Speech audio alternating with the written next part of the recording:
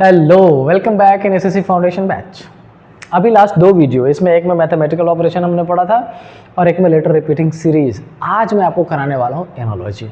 और ये वीडियो जो कि सिर्फ 10 मिनट का डालता हूँ मैं, 10 मिनट की इस वीडियो में मेरी आपसे कोशिश होती है वो सारी चीज़ें बताना उस चैप्टर से जो आपके लिए ज़रूरी है। तो आइए फिर से ये 10 मिनट साथ में ओपन करते हैं और उसमें देखता हूँ मैं आप कितना, क्या वो पूरे 10 मिनट आप सॉल्व कर पा रहे हो। ये जो 10 क्वेश्चंस मैं आपके लिए लेके आता हूँ, if yes and if yes with in time, ये सबसे बड़ी बात है, राइट। उस 10 मिनट के होते होते अगर वीडियोज़, अगर क्वेश्चन मैं सपोज कर लूँ 6 से 7 ही सॉल्व करूँ, मैं वही रोक दूंगा। मैं आपका ज़्यादा टाइम लेने वाला नहीं हूँ, 10 मिनट्स में जो बेहतर हो सकता है वही करेंगे अपन, राइट। चलो शुरू करते हैं। बढ़ाऊँ उससे पहले चैनल को शेयर सब्सक्राइब जरूर करना। क्यों मेहनत आपके लिए की जा रही है। क्या लिखा है, the way in which the verb deed is related to reaction. क्या लिखा है, ये जो डीड है, deed is related to reaction. तो आपसे पूछा जा रहा है कि ये जो इंसाइटिंग वर्ड है ये किस से रिलेटेड है। तो क्या ये एनालॉजी का क्वेश्चन प्रॉपर रीजनिंग बेस्ड है? आप कहोगे यस है तो रीजनिंग का क्वेश्चन, बट मुझे ऐसा लगता है कि अगर आपको इंग्लिश वर्ड की अच्छी समझ होगी तो आप बड़ा जल्दी कर दोगे। मुझे ये बताओ, ये डीड का क्या मतलब है। एक तो डीड लीगल टर्म होता है, कॉन्ट्रैक्ट जो अपन साइन करते हैं, और दूसरा किसी भी चीज़ का होना, हैपनिंग को भी दिखाता है डीड। तो क्या ये इसको कनेक्ट कर रहा है? यस, किसी भी चीज़ का होना और रिएक्शन, करेक्ट। अब हमें वही रिलेशन यहाँ पे, अब इंसाइटिंग का क्या मतलब होता है, किसी को इंसाइट कर देना। It means to provoke somebody, incite कर देना, टू प्रोवोक। उससे रिलेटेड कौन सा है, दैट इज रिस्पॉन्स। समझ रहे हैं। इस क्वेश्चन में ऐसा कुछ भी नहीं कि आपको कैलकुलेशन करना पड़ा। जो सबसे ज़्यादा इंपॉर्टेंट वो ये कि क्या आपको इसका मतलब पता है इन इंग्लिश वर्ड्स का।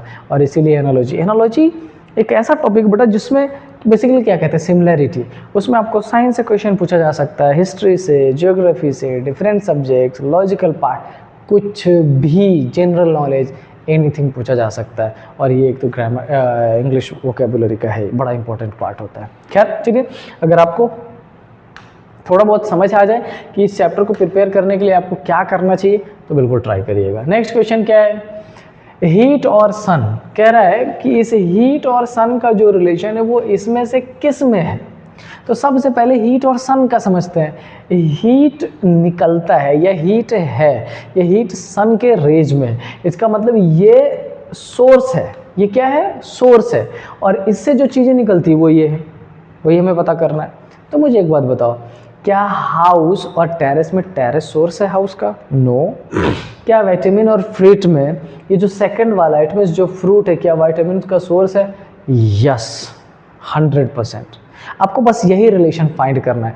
एग्जैक्टली जैसा रिलेशन इन दोनों में वैसा ही इसमें भी फाइंड करने की ज़रूरत है। अच्छा एक बात बताओ, एक जगह लिखा हुआ था क्वेश्चन में ग्लोब हैंड, ठीक है, और फिर नीचे एक ऑप्शन में लिखा हुआ था क्या, क्या तो था क्वेश्चन, अच्छा मान लेते हैं, अपने एंड से मान लेते हैं, सॉक्स, ठीक है। हमने दे दिया क्या, सॉक्स, और सॉक्स के पहले हमने लिख दिया क्या, ऐसा। क्या ये करेक्ट है? बिल्कुल भी नहीं। क्यों? क्योंकि इसमें जो फर्स्ट है उसकी जो पोजीशन सेकंड से एग्जैक्टली सेम पोजीशन उसकी भी सेकंड से मैं चेक सिमिलर वे में होना चाहिए। अगर सिमिलर कंडीशन है तभी आप करेक्ट करोगे, अदरवाइज आप वो करेक्ट नहीं कर सकते। तो ना केवल वर्ड्स और लेटर का रिलेशन बल्कि उसकी पोजीशन को भी बहुत ध्यान से देखना पड़ेगा आपको। समझ आ रही है मेरी बात? आई होप कुछ क्लैरिटी जो नए बच्चे हैं उनको और जो पुराने बच्चे हैं उनको तो सारी ही क्लैरिटी मिल गई होगी, इतना बिग डील नहीं है इसमें। नाउ अब क्वेश्चन क्या है, क्या ये टोटली उस पर डिपेंडेंट है, लॉजिकल रीजनिंग के कोडिंग डिकोडिंग वाला पार्ट पे? यस। अच्छा, कोडिंग डिकोडिंग के सीक्वेंस में मैंने आपसे 2-3 पैटर्न बताया था बेसिक्स में। ये पहले बेटा देख लेना क्या कुछ एडिशन सब्ट्रैक्शन है, यस और नो। उसके बाद देख लेना क्या अपोजिट है, यस और नो। क्या वही लग रहा है? यस। बी का अपोजिट वाई, ई का वी, सी का एक्स, डी का W, this is the opposite. तो हमें इसका अपोजिट ढूंढना है। डी का अपोजिट क्या होता है? डब्लू। जी का अपोजिट क्या होता है? I R. क्या होता है भाई? G T. G T. अच्छा ई का क्या हो जाता है वी और एफ का क्या हो जाता है U. W G V U, sorry W G V U है, डब्ल्यू जी वी तो है ही नहीं ऑप्शन में। अब वेट, जी का जी थोड़ा हो जाएगा, जी का तो टी है ना, तो W T V U option number B. Similarity analogy का कॉन्सेप्ट है, हमने देखा इसका इससे जो रिलेशन है उसी का इससे कैसा रिलेशन फाइंड करना है और तुरंत चेकआउट कर लिया। चलो हमारे पास टाइम कम है और क्वेश्चन से ज़्यादा सॉल्व करने हैं। ओके, कैलेंडर से डेट का क्या रिश्ता है? कैलेंडर के अंदर डेट्स आता है तो हमें चेकआउट करना है कि ऐसा रिश्ता किसमें, क्या क्लास में ग्रुप है, वेट में किलोग्राम है, फूड में वेजिटेरियन है, क्लॉक में टाइम है, which one is correct? Just check out your answer, मुझे भी बताओ, तब तक मैं पानी पी लेता हूँ। यस, क्या हो गया, आ गया आंसर आपके? बहुत सिंपल है। कैलेंडर में अपन किस चीज़ को चेकआउट करते हैं? डेट्स को। वैसे ही क्लॉक में किस चीज़ को चेकआउट करते हैं? टाइम को। मुझे नहीं लगता है इस पर इतना डिस्कशन की ज़रूरत है, आपके आंसर आगे होंगे। Question number 5, next question. Okay, next क्या है? Select the option that is related to C. अब हमें चेकआउट करना है कि 7 का 329 से क्या रिश्ता है, तो हमें इसी 9 का वैसे ही चेकआउट करना पड़ेगा। मुझे लगता है आपने कर दिया होगा, देखते ही, बहुत मुश्किल नहीं है। 7 और 329 में क्या हो जाएगा? क्या ये 7 के क्यूब के आसपास है ऐसा कुछ क्या? नहीं, वो तो 343 होता है, 343 होता है, और ये कितना है 329। डिफरेंस कितने का आ रहा है? 14 का आ रहा है। बात बताओ, जैसे मैंने ये पैटर्न बताया कि 7 से 329 में, 7 से 329 बनाने के लिए 7 का क्यूब माइनस 7 इंटू 2 कर दिया गया। हो सकता है क्या? यस। तो क्या इसमें भी सेम हो सकता है क्या? 9 का क्यूब माइनस 9 इंटू 2, तो 9 का क्यूब क्या हो जाता है? 729, और माइनस अगर 18 करेंगे, क्या 711 आ जाएगा? क्या ये करेक्ट आंसर है? Is this a real pattern?